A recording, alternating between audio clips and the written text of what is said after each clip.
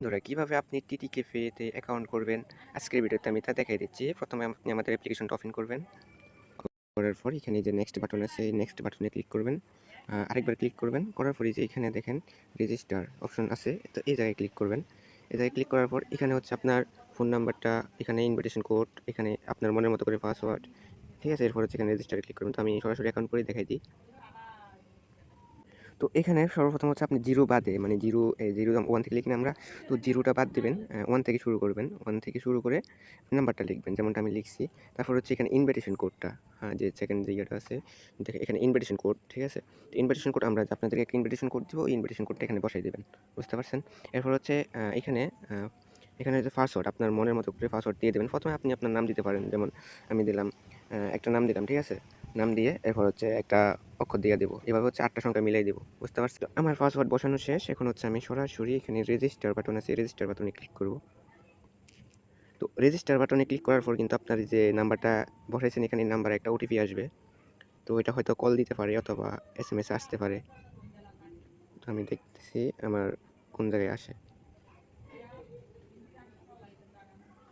তো ওটিপিটা বসানোর পর কিন্তু অটোমেটিক নিয়ে নেবে। তো আমার হচ্ছে স্ক্রিন রেকর্ডটা অফ হয়ে যায়, সে কারণে আমি দেখাতে পারলাম না। তো ওটিপিটা আসলে আপনি ওইখানে ওটিপিটা যখন বসাবেন, বসানোর পর সরাসরি আপনাকে এই পেজে নিয়ে আসবে। বুঝতে পারছেন? তো এই পেজে আসার পর আপনি এখানে আপনার যে নাম্বারটা দিয়ে খুলছিলেন ওই নাম্বারটা বসাবেন এবং হচ্ছে এই যে এখানে হচ্ছে যে পাসওয়ার্ডটা দিয়েছিলেন ওই পাসওয়ার্ডটা দিয়ে দেবেন। তো আমি পাসওয়ার্ড দিয়ে লগইন করে নিচ্ছি।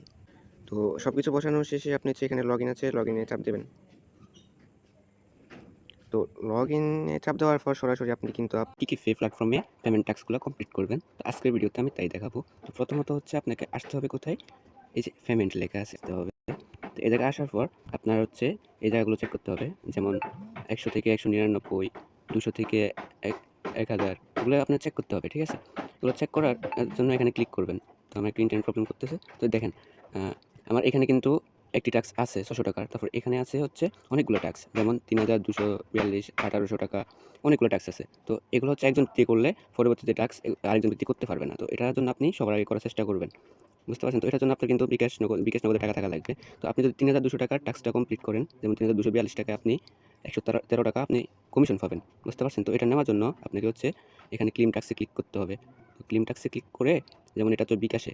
তো বিকাশে যেহেতু আমার বিকাশে 3242 টাকা থাকতে হবে, তো এখানে ক্লিক করব। তো এখানে ক্লিক করে হচ্ছে এই যে ক্লেম ট্যাক্স লেখা আছে এখানে ক্লিক করব। করার পর একটু লোডিং নিবে।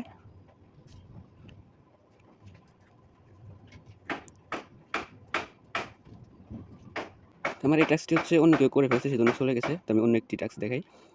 3206 টাকারটা আমি দেখাই। তো ক্লেম ট্যাক্স, তারপরে ক্লেম ট্যাক্স। তো দেখেন আমার কিন্তু ট্যাক্সটা কমপ্লিট হয়ে গেছে। তো তারপর হচ্ছে আপনি এটা চেক করবেন কোথায়? এই যে আমি দেখাই, এই যে উপরে দেখেন যে পেমেন্ট রেকর্ড, এখানে ক্লিক করবেন। এখানে ক্লিক করার পর দেখেন আমার এটা কিন্তু পেইংয়ে আছে। বুঝতে পারছেন? তো আমার ওই যে দেখেন 3242 টাকার একটা করছি, ওটা সাকসেসফুল হয়ে গেছে।